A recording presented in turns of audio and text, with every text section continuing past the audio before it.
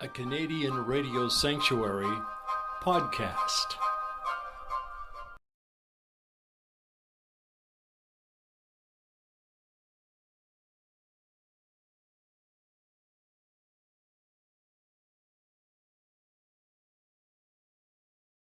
It's a fascinating story of the Pitt Lake area back in the late 1800s, 1890, around there. Yeah.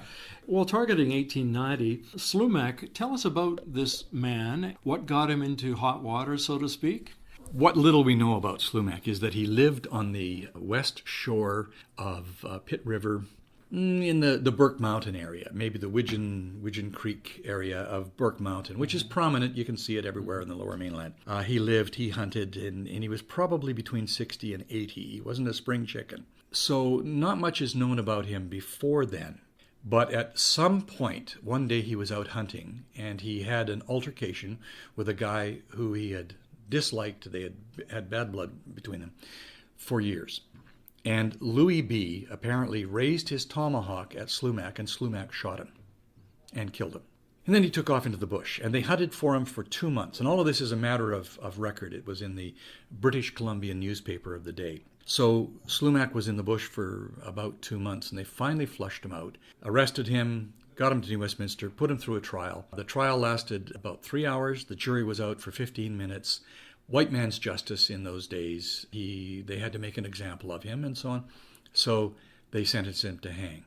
And on January the 16th of 1891, he hanged in what was then the provincial jail in New Westminster. And he was buried in an unmarked grave, and nobody knew until just a few years ago where that unmarked grave was. Turns out it's in the large cemetery in Sapperton. It's been found. So he died in 1891. Now, by 1901, according to another story, there was a fellow named Jackson who showed up. He was on his way home from the Alaskan gold fields, showed up in New Westminster, and he heard tell of gold up in the Pitt Lake area. So he went searching for the gold, and he came back a few months later, a broken man, but he had according to the legend, he had a case backpack that he kept with him at all times.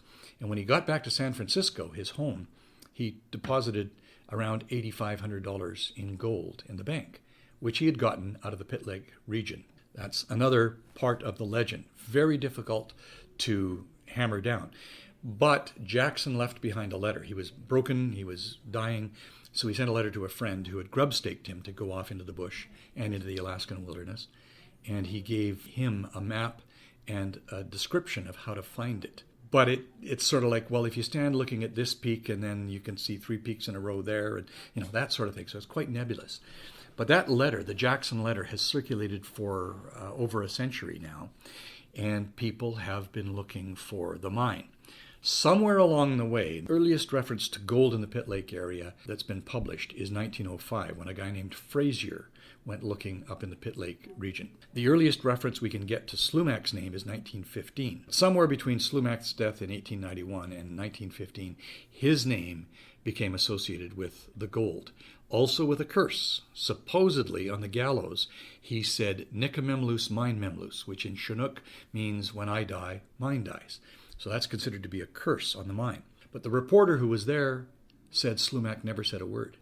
He went to his death without saying a word. So the whole curse thing is in doubt. But when people go looking for the mine and they fall off a cliff, or they run out of grub and they break a leg or whatever, and they end up dying up there, somebody says, aha, Slumach's curse has struck again. And so it goes. Now, one newspaper report from the 1960s said 63 people had died while searching for the mine.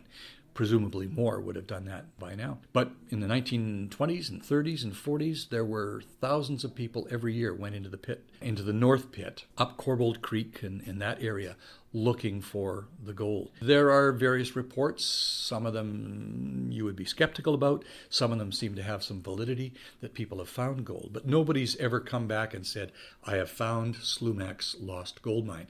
Whether or not it was Slumach's gold mine is in doubt. The word is that Slumach used to come to town with nuggets the size of walnuts and throw them around saloons in New Westminster. You look at a picture of New Westminster in 1890-91. It was a pretty developed city before the big fire. that word would have gotten out immediately. It would have been in the press that somebody is throwing around gold nuggets. There's no truth to that legend. But somehow people have found nuggets the size of gold somewhere north of Pitt Lake, and there seems to be some actual credible stories. And the search goes on all these years later. Is there any desire to add to this, Slumach's Gold, the book, do another book, or do you feel you've covered it all? The next book should be called, we all agree, We Found Slumach's Gold. That would be the ideal thing.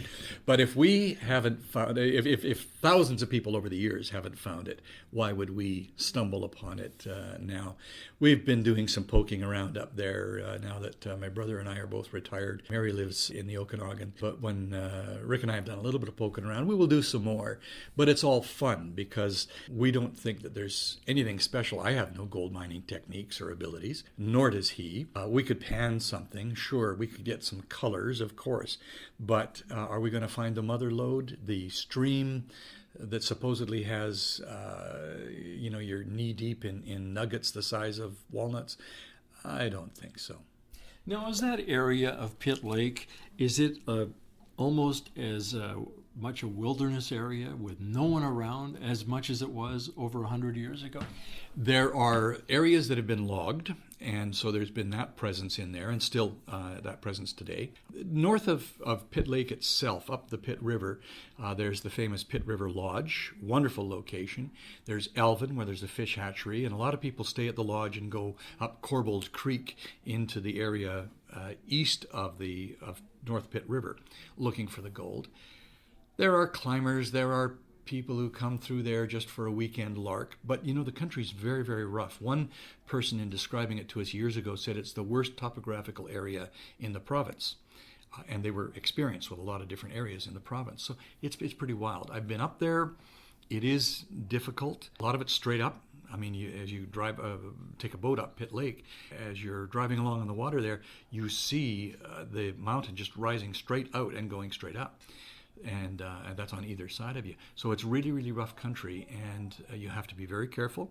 It's got grizzlies, it's got lots of black bears, it's got cougar, and wolverines and bobcats. None of them are things that you want to get involved with.